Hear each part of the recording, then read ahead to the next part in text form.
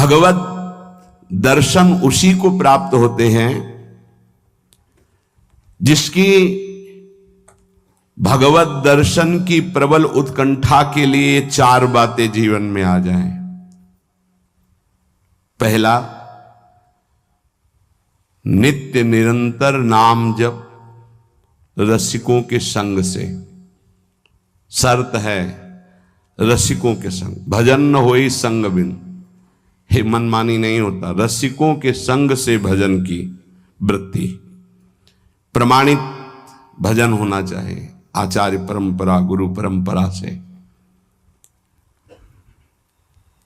दूसरा, भगवद विग्रह को साक्षात भगवान का स्वरूप मानना। जैसे कुछ ऐसे भाव वाले लोग हैं कि अरे पत्थर पूजने से, धातु पूजने से क्या प्राप्त, क्या वहां भगवान है? कौन सा तुम्हें ज्ञान है भाई? कौन सा ज्ञान है? जब सर्वम खलमिदम ब्रह्म, तो ये तो अवतार है भगवान का, अर्चा अवतार। भगवान अवतरित होते हैं।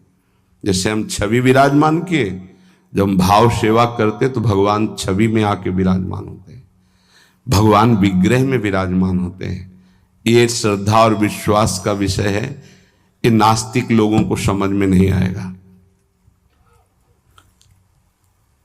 जिस मूर्ति को आप, जहां मूर्तिकार निर्माण कर रहा हो, वहां देखो,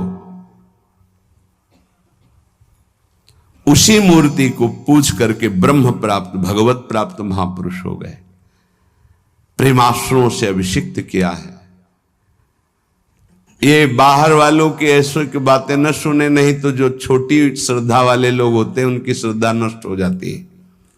अरे क्या है, ऐसे से ऐसा न वो बोलते हैं, न वो खाते हैं, न देखते हैं, और ऐसे विराजमान। आपको क्या पता है? आपका भाव है क्या? आप जानते नहीं हो। भाव आ जाएगा तो साथ चलते हैं, बोलते हैं, खाते हैं, देखते हैं। भाव का खेल। एक प्रसंग में एक ब्राह्मण बूढ़े के साथ एक जवान तीर्थ यात्रा में गया था। सारांश में बता रहे हैं। ब्राह्मण तीर्थ यात्रा का इच्छुक हुआ, पर उसको लगा कि मेरे बेटे तो हैं, पर धनी होने के कारण वो विलासिता में युक्त हैं, मेरे साथ तो चलेंगे नहीं। अगर कोई जवान आदमी मिल जाए, मुझे तीर्थ यात्रा करवाए, उसे कुछ भेंट पूजा दे देंगे। तो एक गरीब ब्राह्मण का जवान लड़का था, बात की तो उसने कहा हमारा भी सौभाग्य होगा कि तीर्थ यात्रा होगी और आप हमारे पिता तुल्य, आपकी सेवा होगी। समस्त तीर्थों में भ्रमण कराया। जब वृंदावन आए तो बहुत सेवा उसने की। उसका मन बहुत प्रसन्न हो गया। धनी का वृद्ध था तो गोपाल जी के दर्शन कर रहा था। उसने कहा वृंदावन को साक्षी करके, गोपाल जी महाराज सामने हैं, मैं बहुत प्रसन्न हुआ तुम्हारे ऊपर, तुमने इतनी सेवा की। एक बेटी ब्याह योग्य है, मैं तुम्हें ब्याह करवा दूंगा अपनी बेटी से। तो कहा देखो हमने तो नहीं कहा, तुमने कहा है ना, इस बात को ध्यान रखना, वहां जाके भूल मत जाना। ऐसा ही हुआ। सारांश में बताया। वो जब गांव पहुंचा तो वृद्ध की हिम्मत नहीं हुई अपने धनी बेटों से कह दे कि बहन का ब्याह उस गरीब के साथ कर दो। काफी दिन हो गए, कोई चर्चा ही नहीं, तो ब्याह की बात थी। उस गरीब ब्राह्मण ने जाके कहा बूढ़े ब्राह्मण से कि आपने कहा था भगवान के सामने कि अपनी बेटी का ब्याह तुम्हारे साथ कर देंगे। तो जवान बेटों के भय से उसने कहा मुझे याद नहीं ऐसा कुछ।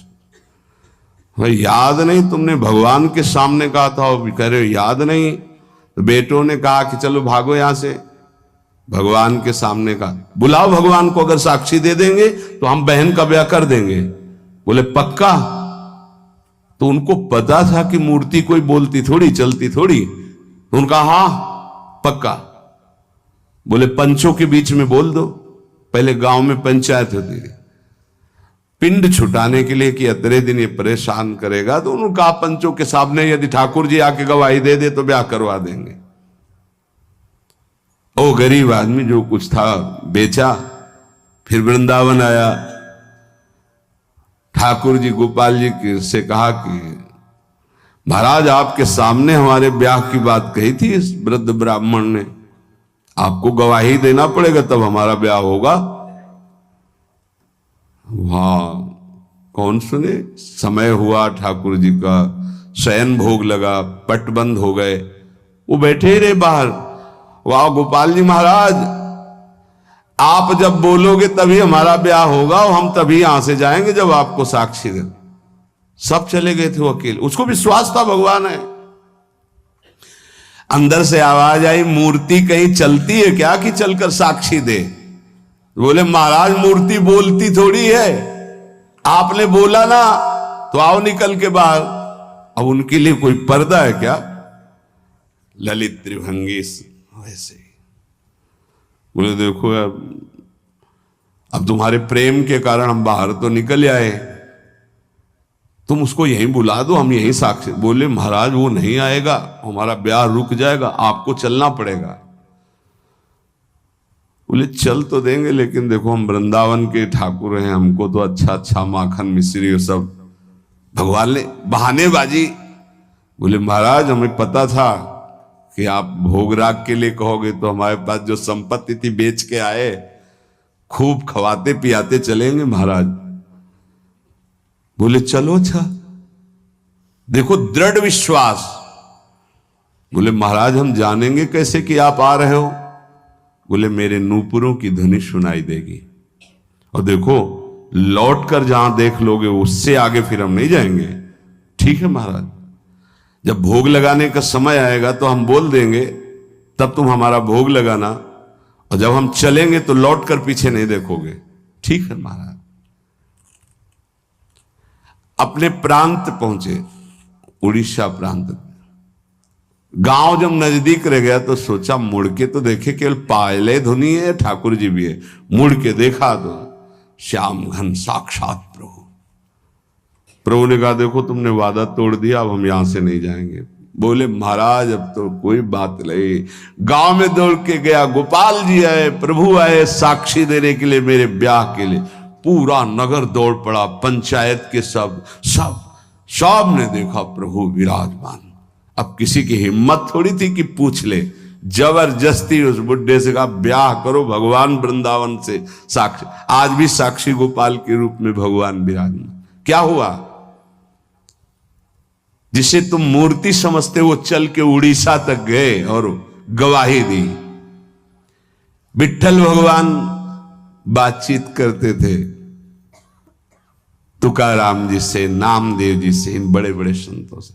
हरिवंश महाप्रभु, सेवक जी महाराज, बनचंद महाप्रभु तक बातचीत करते थे राधा वल्लभ लाल जी। प्रगट में एक बार मोहन चंद जो महाराज महाप्रभु के सबसे छोटे लाडले पुत्र थे, महाप्रभु राधा वल्लभ जी की सेवा परिचर्या में थे, तो एक पात्र कटोरा था राधा वल्लभ जी की सेवा का, उसमें चरण छू गया श्री मोहन चंद जी का। महाप्रभु ने एक शपथ मारी, प्रभु के पात्रों को ऐसे। राधा वल्लभ जी के जब पत्रावली कर रहे थे तो कपोल में अंगुली बनी, तो उनका जय जय आप। तो बोले मोहन चंद के रूप में मैं ही तो अब खेल रहा हूं अपने पात्र, तुमने वहां मारा, मुझे देखो लगा। महाप्रभु ने कहा क्षमा कीजिए प्रभु, ऐसी तन्मयता मोहन चंद जी की आप में है ये मुझे पता नहीं था। ऐसा महाप्रभु से बात, स्वामी जी से, बिहारी देव जी से, बिहारी जो बात करते थे, आज भी महापुरुषों से प्रभु बात कर। ये केवल मूर्ति छवि का विषय नहीं होता। ये अज्ञानी जीव जो हैं ये केवल तर्क विवाद में फंसे रहते। श्रद्धा में तर्क विवाद नहीं होता। ये तर्क विवाद जहां होने लगे, ऐसी कोई वार्ता होने लगे, श्रद्धालु उपासक को बिल्कुल हट जाना चाहिए। भगवत दर्शन किसको प्राप्त होते हैं? पहला, जो रसिक महापुरुषों के गुरुदेव के अनुसार भजन करता, नाम जप, मंत्र जप। दूसरा, भगवद विग्रह को साक्षात प्रभु मान करके, कहो सो कहां जहां प्रभु नाही, जब सर्वत्र प्रभु है तब तो हमने प्रभु का श्री विग्रह, अर्चा विग्रह, ये अर्चा अवतार है भगवान का, इनको विराजमान किया, साक्षात मेरे प्रभु हैं। ये बाहरी दर्शन है। तीसरा, प्रभु को अर्पित किए हुए प्रसाद के अलावा अरुचि होना। कुछ भी ऐसा जो हम प्रभु को अर्पित नहीं कर सकते वो हम नहीं पा सकते। प्रभु को अर्पित ना की हुई चाहे अमृत पड़ी हुई वस्तु हमारी बिल्कुल श्रद्धा और रुचि नहीं। हमारे प्रियालाल ने नहीं पाया तो हम उसे चख नहीं सकते। ये भगवत प्राप्ति, भगवत दर्शन के लिए बहुत आवश्यक है। गुरु प्रदत्त भजन में आसक्ति, इष्ट के श्री विग्रह छवि में साक्षात भाव और इष्ट को अर्पित ना किए हुए वस्तु, वस्त्र, पदार्थ, भोगों में पूर्ण अरुचि। कई बार हमने ऐसे संतों को देखा जो अमनिया जैसे पा लीजिए, नहीं अमनिया है ना, हम अपने ठाकुर को भोग लगा के पाएंगे या आप अपनी श्री जी को भोग लगा दीजिए तो पालेंगे, अन्यथा नहीं। अमनिया नहीं, अमनिया माला, पत्र, पुष्प, सुगंधित कुछ भी नहीं। हमारा जीवन प्रसादी हो जाना चाहिए। ये बहुत ध्यान से अपनी दिनचर्या में देखिए कि कभी अमनिया मत पाइए। चौथा, सहनशील। ये बहुत आवश्यक है। बहुत सहनशील उपासक को होना चाहिए। जितना सहोगे उतनी भक्ति प्रकाशित होगी। सहत सहत बाढ़े भगति, गृह तनु गुरु हितगार। गुरुदेव को समर्पित जीवन और सहनशीलता, निश्चित भगवत दर्शन। चार बातों से निश्चित भगवत दर्शन हो जाता है। ये बहुत खास बात है जिसको धारण करना बहुत कठिन है, पर गुरु कृपा पात्र बहुत सरल ढंग से इसे निर्वाह कर ले जाता है। क्या? किसी से मतलब नहीं।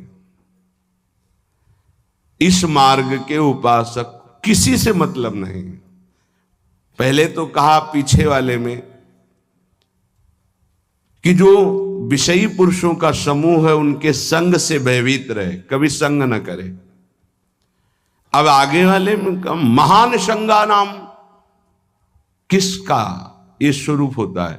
बोले जो वह तो महताम श्री पद रजा, महापुरुषों की चरण रज से जिसका शरीर अभिषिक्त है और माथे पे जिसकी चरण रज विराजमान है, गुरुजनों की, संतों की, रसिकों की, वो महान संगानाम सहज मधुरात्म प्रिय कथा। वो निसंग ही नहीं, महान निसंगानाम, जागृत स्वप्न सुषुप्ति कभी भी कहीं भी उसका किसी से संबंध नहीं है, शरीर से भी नहीं। क्योंकि महान संगानाम तभी हो सकता है, शरीर से भी नहीं। यह ज्ञानी जीव जानते नहीं। कहते हैं शरीर तो यहां छूट जाता है, फिर गति किसकी होती है? भगवत प्राप्त। शरीर तो एक कपड़ा है, समझते नहीं हो। इसके नीचे एक कपड़ा है, सूक्ष्म शरीर, उसके नीचे एक है कारण शरीर। आप पहनने वाले हो, आपके कपड़े हैं, एक छूटता है सिर्फ स्थूल शरीर। सूक्ष्म शरीर और कारण शरीर को लेकर के बार बार जन्म मरण होता रहता है, कपड़े बदलते रहते हैं। और जो जीवन मुक्त हो गया तो तीनों शरीरों का संबंध खत्म और दिव्य चिन्मय चिदानंदमय शरीर को, भाव देह को प्राप्त करके चिन्मय धाम में, चिन्मय लीला में, चिन्मय प्रिया प्रीतम के समीप हो जाता है। वो महान संगानाम। साधक का स्वभाव ऊपरी बड़ा ही रुक्ष होना चाहिए। साधक का रुक्ष, सबको ये लगना चाहिए कि बड़ा बेरुखा आदमी है ये, बच जाओगे। गोस्वामी जी ने भी लिखा है, गिरा अरथ जल बीच सम, कहियत भिन्न न भिन्न, बंदों सीता राम पद, जिन्हि परम प्रिय खिन्न। खिन्न मानसा, किसी से कोई संबंध नहीं। कोई बात करे तो उदासीन होकर बात करे, उसको रस ना मिल पावे। उसको प्रियता समझ में ना पावे। साधक की बात कह रहा हूं, आगे चल के तो सब जीवन शो प्रीति रीति निभात आपनी, वो स्थिति आ जाती है। पर साधक को चाहिए वो अपना बाहरी स्वभाव उदासीन रखे, खिन्न रखे। ये हर समय भौं चढ़ा के बात करते हैं, इनका तो कोई प्रेमवादी से लगना चाहिए। मुस्कुरा करके बात करना, ये आगे चलकर आता है। हंसी बोले बहुमान दे, बहुमान किसको दे रहा? आराध्य देव को। वो हंस किससे रहा? आराध्य देव से। साधक की हर समय स्थिति ऐसी नहीं होती, इसलिए उदासीन अति रही गोसाई।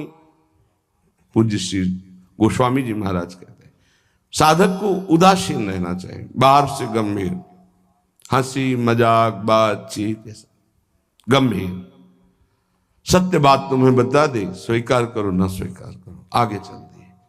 उदासीनता, गंभीरता, खिन्नता ये साधक के स्वभाव में होनी चाहिए। बहुत मिलनुआ स्वभाव, हंसकर बात करना, ये आगे चलकर, अभी नहीं। उसको दबाओ उस वृत्ति को। बगल से कोई निकल गया, आपको राधे श्याम कहने की स्मृति उससे नहीं आनी चाहिए। कौन निकला आपको पता नहीं। दर्शन कर रहे हैं, कभी कभी यह भी पता नहीं चलता कि प्रभु पोशाक कौन धारण किए। अगर नेत्र में नेत्र मिले तो 1 घंटा दर्शन हुआ तो केवल नेत्रों का ही दर्शन हुआ। पत्रावली कपोल में कैसी बनी ये भी याद नहीं रहा। ऐसी होती एकाग्रता। सत्संग सुनने गए तो सिर्फ वक्ता की मुखाकृति और वचन, आप बैठे आसपास, आपके कौन बैठे आपको कोई परिचय नहीं। ऐसी महानिसंगता उपासक को चाहिए। ये कब आती है? जैसे जड़ भरत जी रहुगण को कहा कि महापुरुषों की चरण रज से अभिषिक्त होने पर ही ये ब्रह्मबोध होता है। प्रहलाद जी ने कहा निष्किंचना नाम न वृणीत यावत, जब तक निष्किंचन महापुरुषों की चरण रज नहीं लगेगी तब तक ऐसी निष्ठा नहीं होती जैसी मेरी है। शिरो में शोल्लासम बहत महताम सी पद रजा, ये महत पद रज कहां मिलेगी? हर कण वृंदावन का ये महापुरुषों की चरण रज, प्रियाजू की चरण रज महापुरुषों के आंसुओं से भींगा हुआ है। जहां की भी रज मिले उसे अपने धरोहर के रूप में, संपत्ति के रूप में, जैसे बहुत बड़ी क्या धरोहर, ये प्रिया प्रीतम की संपत्ति, प्रेम संपत्ति प्रदान करने वाली, इसे आप लगाओगे तो आप सुरक्षित हो जाओगे। ये कवच है। कई बार शास्त्रों बारे चर्चा हुई है, पर बड़े भाग्यशाली साधक उपासक उपासिका होंगी जो इस बात को स्वीकार किए हैं कि रोज स्नान के बाद शरीर में रज लगाते हैं।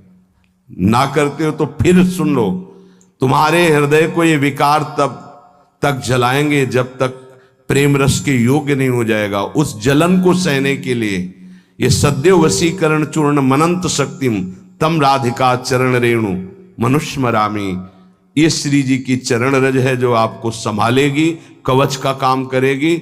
आपके शरीर में चरण रज लगी रहनी चाहिए। बिल्कुल मान लीजिए, अगर ये मान लोगे तो बहुत बड़ी वस्तु आपको प्राप्त होगी। शरीर में वृंदावन की रज लगी है, शरीर छूट जाए तो भगवत प्राप्ति हो जाएगी। मान लीजिए, बहुत बड़ी बात है।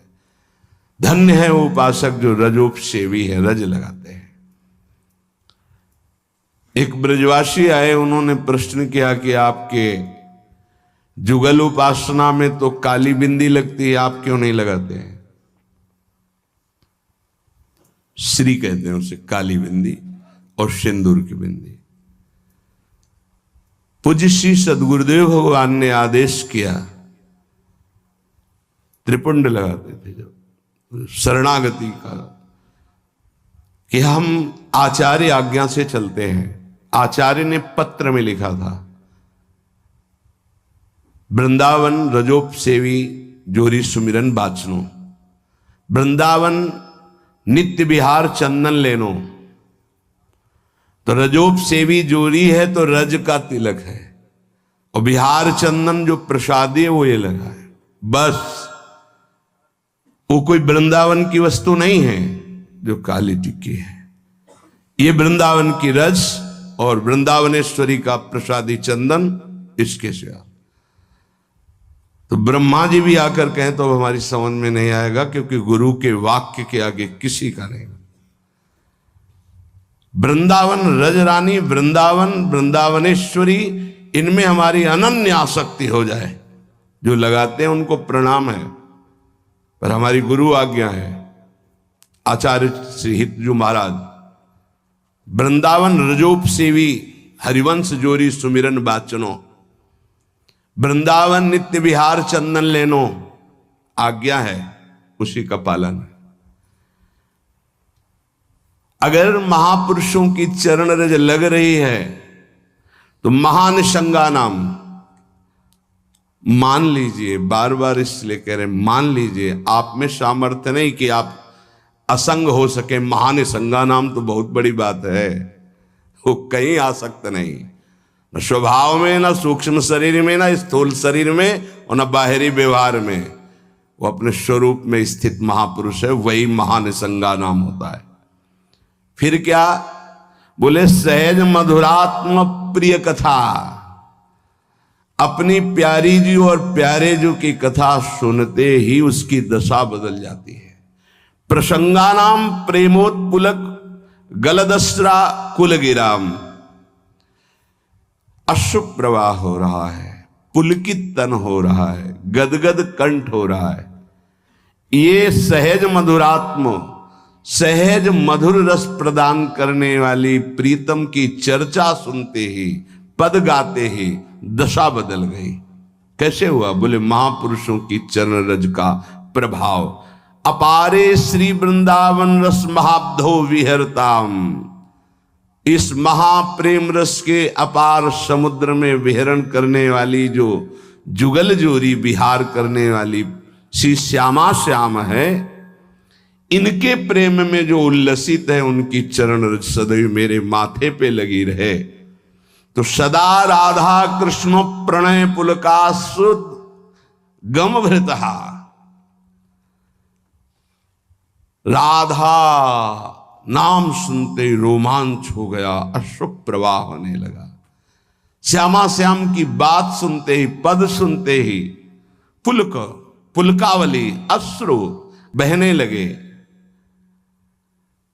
और देह कंपायमान होने लगी। ये बड़े भाग्यशाली, इसमें जानबूझकर नाटक न करे, स्वाभाविक आ जाएगा। नाम जप करो, रस सिंधु वृंदावन की रज लगाओ और रहनी से रहो तो स्थिति आ जाएगी। एकांत में चिल्ला चिल्ला के रोने का मन होता है। जैसे डकार आती है ना, तो उसको निकलना ही पड़ेगा। ऐसे रोना आता है, स्वाभाविक। क्यों रोना आता है? कुछ चाहिए, कोई दुख, कोई विपत्ति? नहीं, स्वाभाविक वो एक प्रक्रिया है उस प्रेम की। रोना आता है, हल्का हो गया, रोया, थोड़ा शांति मिले। अगर रोएगा नहीं तो रह नहीं सकता। उसकी दिनचर्या है रोना, कभी भी कहीं भी भाव आ जाएगा। किशोरी कंदर्पा कुल कनक गौरांग लतिका, आहा, जो किशोरी जो हमारी गौर वर्ण है, जो कनक लता है, ऐसे उपासक का यही जीवन हो जाती है। जीवन का तात्पर्य प्रसाद सृग वस्त्राभरण कृत भूषा प्रणयनो, वो इनके प्रसाद से प्राण पोषण करता है। इनके चरणामृत की ही वो वृत्ति साधना है। हमारा साधन बल क्या है? इनका चरणामृत। वस्त्राभरण, कोई भी वस्त्र बिना प्रसादी के लाडली जू का, गुरुदेव का, शरीर पे नहीं धारण। नवीन वस्त्र को देखा गुरुदेव भगवान कैसे प्रसादी करते हैं। पहले उसे धोते हैं, प्रक्षालन करते हैं, फिर सुखाते हैं, फिर श्री जी के सिंहासन में स्पर्श करा के रजरानी में ऐसे 1-2 बार फिर उसे धारण करते हैं। श्री जी का पहले धोते हैं नया वस्त्र, श्री जी के सिंहासन को अर्पित करके फिर रज रानी में 1-2 बार लोट लगा के उस वस्त्र को फिर धारण करते हैं। वस्त्रा आभरण प्रसाद, प्रसाद स्वरूप ही हमारा भोजन है। प्रसाद चरणामृत, प्रसाद वस्त्र आभरण, प्रसादी माला, प्रसादी पुष्प, प्रसादी इत्र, इनका बड़ा आदर करें। श्री जी का प्रसाद यही हमारा जीवन है। अगर अमनिया आप पाते हैं तो आपके हृदय में भाव सूखने लगेगा। अगर जग भी गया है, अमनिया जल भी नहीं, अमनिया भोजन भी नहीं, प्रसाद। प्रपद्ये श्री वृंदावन भुवि विचित्राखिल कलाहा, समस्त कलाओं में जानने वाली शिरोमणि श्री लाडली जो ऐसे उपासक के हृदय में अपनी समस्त कलाएं प्रकाशित कर देती, अर्थात वो सहचरी भाव को प्राप्त हो जाता है। विचित्र अखिल संगीत गायन कलाओं का, चतुरता का वो मूर्तिमान स्वरूप हो जाता है। ऐसे में वृंदावन की भूमि में उन प्रेमी जनों का आश्रय लेता हूं जो ऐसे जिनका जीवन हो गया है महानिसंगा नाम, किसी से संपर्क नहीं, और श्री जी के प्रति किशोरी कंदर्पाकुल कनक गौरांग लतिकाहा, जो गौरांगी श्री प्रिया जो हैं, लाडली जो हैं, जो श्याम तमाल की कनक बेल की तरह विराजमान हैं, ऐसी श्री स्वामिनी जी के प्रसादी से ही जिसका जीवन यापन होता है। ऐसे में रसिकों को इस वृंदावन भूमि में माथा रखकर प्रणाम करके उनकी चरण धूलि माथे पे धारण करता और उनका संग करने की अभिलाषा करता हूं। ये भगवान की विशेष कृपा है कि हमें ऐसे महापुरुष रहनी बता रहे हैं। अगर प्रसाद का आप महत्व धारण करना प्रारंभ कर दिए हैं तो बहुत जल्दी प्रेम जागृत होगा। प्रसाद पर प्रसाद बुद्धि रखिए, राग द्वेष उस पर न रखिए। ये पदार्थ नहीं पाना है, ये पदार्थ अनुकूल है। प्रसाद में प्रसाद बुद्धि रखिए, न फल बुद्धि, न अन्न बुद्धि, न भोजन बुद्धि, न स्वाद बुद्धि, प्रसाद बुद्धि रखिए। प्रसादी वस्त्र को प्राणों से भी अधिक प्रिय मानिए। प्रसादी माला पुष्प मिले तो हृदय में आह्लाद होना चाहिए। सीधे मेरे प्रभु ने प्रसन्न होकर मुझे प्रदान किया है, दे कोई भी, लेकिन मेरी प्रियाजू ने मुझे प्रदान किया, एकदम आह्लाद, वही आपको प्रेम भाव में ले जाएगा। प्रसाद में भगवत बुद्धि बहुत ही पवित्र हृदय में होती, नहीं तो प्राय नहीं होते। प्रसाद देखते ही अच्छा श्री जी का प्रसाद, ओह वाह, पुलकावली हो जाला। महाप्रभु चैतन्य देव को जब वृंदावन से कोई भी प्रेमी जन जाते, गुंजा की माला, टेटी का अचार, ऐसी वस्तुएं बार बार उनको हृदय से लगाकर अश्रु प्रवाह करते। श्री कृष्ण ने कितना प्यार किया, मुझे प्रसादी भेजी। वृंदावन की रज, वृंदावन का कुछ भी, महाप्रभु पुलकित हो जाते।